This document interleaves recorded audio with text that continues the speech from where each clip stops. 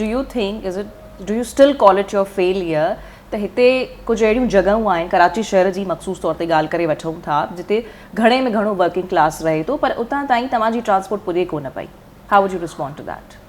आई think हींअर बि जेकॾहिं असांजा फिगर्स तव्हां खणी ॾिसंदव त उन मां मैक्सिमम पॉपुलेशन असां सम्झूं था अवेल करे थी.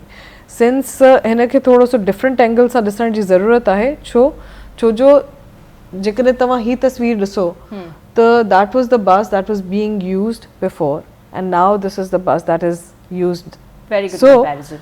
So tama yo diso ke for a very long time, because of the law and order situation, because of the security situation in the country and especially in Karachi, which was the most and worst affected and hit area, ta unme जेको transport जो निज़ाम हुयो उहो overall shatter थी चुकियो हुयो. उनखे हिकिड़ी revival जी तरफ़ असां खणी विया आहियूं. उनजी फ्लीट मॉडर्नाइज़ेशन थी आहे.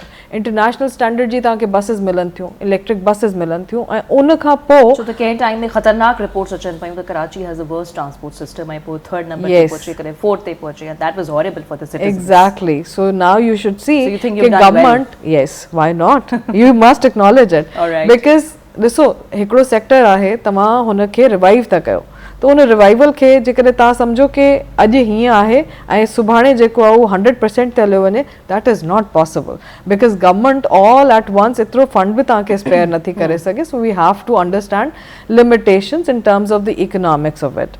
सो असांखे इहो ॾिसणो आहे कि how have we modernize the fleet, how have we modernize the transport sector. ऐं 30 years खां पोइ, after 3 decades, this city has witnessed double deckers and we are going to procure more double deckers.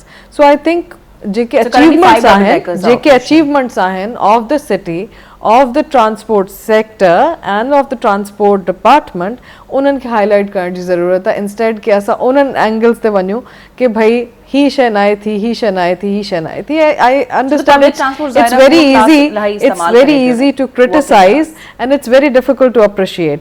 So I would say कि look at the things, better things and the achievements that transport department has done and has delivered.